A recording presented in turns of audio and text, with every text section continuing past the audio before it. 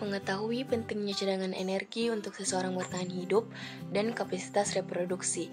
Kemampuan untuk menghemat energi dalam bentuk jaringan adiposa dapat memberikan keuntungan untuk bertahan hidup. Karena alasan ini, gen manusia yang mendukung asupan dan penyimpanan energi diduga ada namun belum diidentifikasi. Namun, mudahnya akses makanan penuh kalori atau tinggi kalori serta gaya hidup yang kurang bergerak telah membuat konsekuensi metabolik dari maladaptif gen ini. Nah, sebagai tambahan, beberapa obat juga dikaitkan dengan peningkatan atau penambahan berat badan. Obesitas adalah masalah gizi yang paling umum dan paling mahal di Amerika Serikat. Berdasarkan indeks massa tubuh atau disingkat IMT, berat dalam kilogram dibagi tinggi dalam meter pangkat 2, 67% pria dewasa dan 62% wanita dewasa, termasuk overweight. IMT-nya di atas atau kurang dari 25 dan 75,5%. Untuk pria dewasa dan 34% wanita dewasa yang IMT-nya di atas atau kurang dari 30, itu sudah termasuk obesitas kelas 1. IMT dengan lebih 35 ini merupakan obesitas kelas 2, sedangkan obesitas kelas 3 merupakan IMT lebih dari 40. Nah, prevalensi meningkatnya sebuah resiko obesitas ini berada pada sekitaran umur 60-69 tahun. Namun, meningkat pula pada sekarang yaitu berada pada sekitaran 5 tahun. Nah, untuk IMT yang lebih dari 28 ini dihubungkan dengan 3 atau 4 resiko penyakit, yang dimana penyakit ini berupa penyakit jantung iskemik, stroke, diabetes mellitus yang lebih dari populasi umumnya. Peningkatan lingkar pinggang lebih 102 pada pria dewasa dan lebih 88 cm pada wanita dewasa dihubungkan dengan peningkatan risiko penyakit jantung iskemik, diabetes mellitus, dan hipertensi sistemik. Dalam hal ini, orang yang overweight dengan distribusi lemak dominan di abdomen umumnya terjadi pada pria tua dengan gangguan toleransi glukosa berisiko tinggi menderita penyakit ini walaupun tidak termasuk obesitas dalam kriteria IMT. Peningkatan morbalitas dan mortalitas apabila sudah melampaui IMT dan distribusi lemak itu sendiri sudah dijelaskan sebelumnya mengenai dari diagnosis sindrom metabolik itu sendiri, yang dimana pasien akan dikatakan apabila dia mempunyai 3 dari 5 faktor yang ada. Nah, 3-nya itu yang pertama ada peningkatan glukosa, yang kedua yaitu peningkatan pada lingkar pinggang pasien, dan yang ketiga yaitu peningkatan pada HDL rendah pada pasien. Nah, selanjutnya resiko anestesi apabila pasien sudah mencapai dari obesitas kelas 2 dan kelas 3, yang dimana sistem metabolik dan sistem komorbidnya akan turun dan akan rendah dengan sendirinya. Pengelaksanaan obesitas dengan mengurangi asupan kalori dan meningkatkan laju metabolisme atau olahraga, yang diarahkan menuju penurunan jangka panjang dari berat badan adalah kurang efektif, dan 90% sampai 95% orang yang menurunkan berat badan dengan segera naik kembali. Baik protein karbohidrat dapat diubah secara metabolik menjadi lemak dan tidak ada bukti bahwa mengubah proporsi relatif dari protein, karbohidrat, dan lemak pada diet dapat mengurangi asupan kalori akan mendukung terjadinya penurunan berat badan. Namun, lemak memiliki densitas kalori yang lebih tinggi dibandingkan karbohidrat dan protein, serta kontribusinya terhadap palatabilitas makanan, meningkatkan pencernaannya, dan meningkatkan asupan kalori. Penyebab obesitas sangat kompleks, artinya obesitas disebabkan oleh banyak faktor. Obesitas timbul akibat masukan energi yang melebihi pengeluaran energi. Bila energi dalam jumlah besar dalam bentuk makanan yang masuk ke dalam tubuh melebihi jumlah yang dikeluarkan, berat badan akan bertambah dan sebagian energi tersebut akan disimpan sebagai lemak. Obesitas berhubungan dengan kadar lipoprotein serum tidak normal. Setiap lipoprotein terdiri atas kolesterol, trigliserida, fosfolipid, dan apoprotein. Trigliserida merupakan penyimpanan lipid utama dalam jaringan adiposa. Pada penderita obesitas, kadar trigliserida dalam darah lebih tinggi dibanding dengan orang yang tidak obesitas. Keadaan obesitas meningkatkan risiko penyakit kardiovaskular karena keterkaitannya dengan sindrom metabolik yang meliputi resistensi insulin, gangguan toleransi glukosa, abnormalitas trigliserida, hemostasis, disfungsi endotel, dan hipertensi. 6 trigliserida disebut juga triacylglycerol, adalah lipid sederhana yang terdiri dari asam lemak dan gliserol. Kemudian trigliserida terdiri dari 3 asam lemak yang masing-masing berhubungan dengan gliserol tunggal. Trigliserida merupakan komponen lipid utama dalam asupan makanan.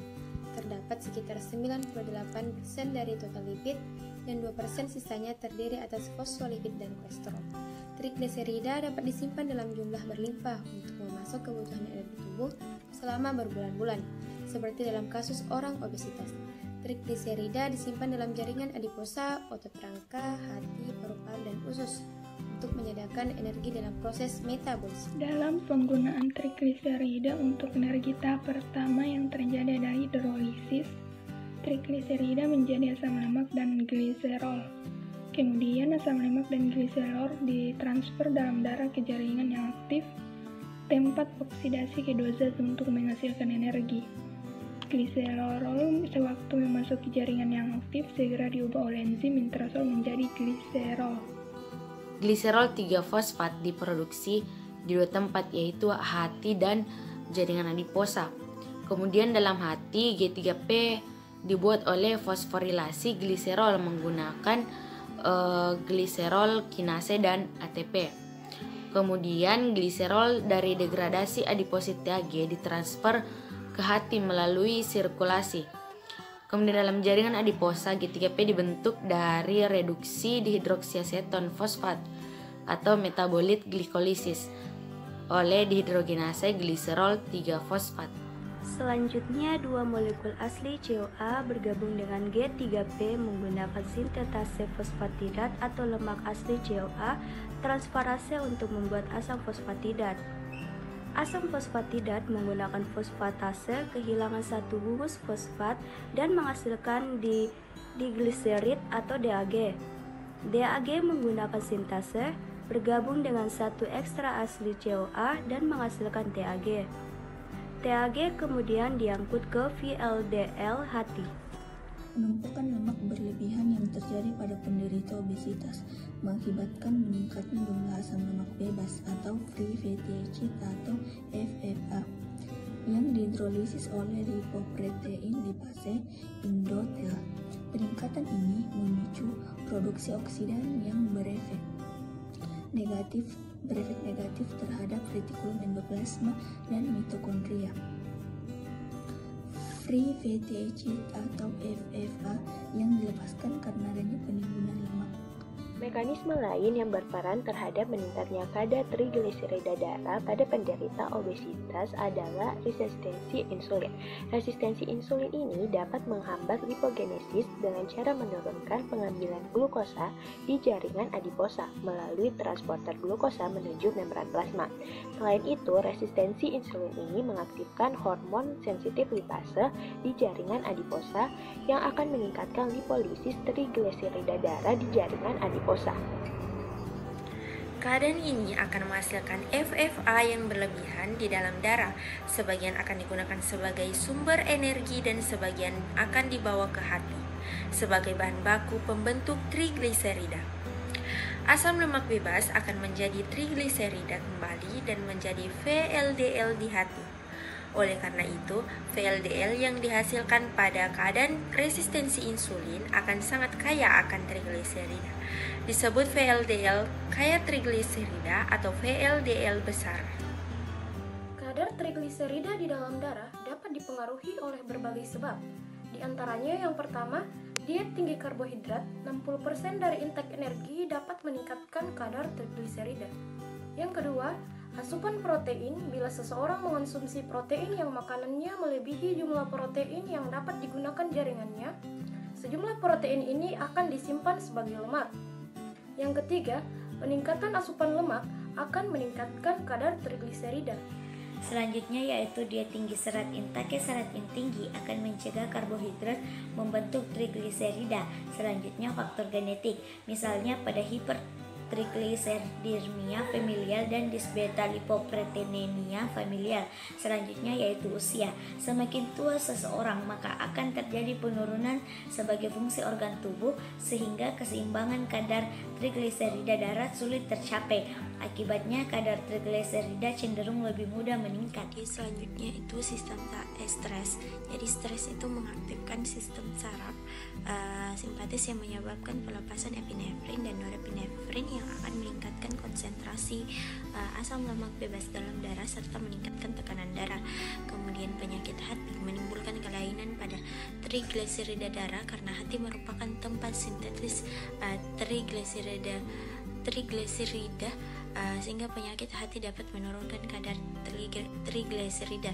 Kemudian hormon-hormon dalam darah, hormon tiroid menginduksi peningkatan asam lemak bebas dalam darah namun menurunkan kadar trigliserida darah.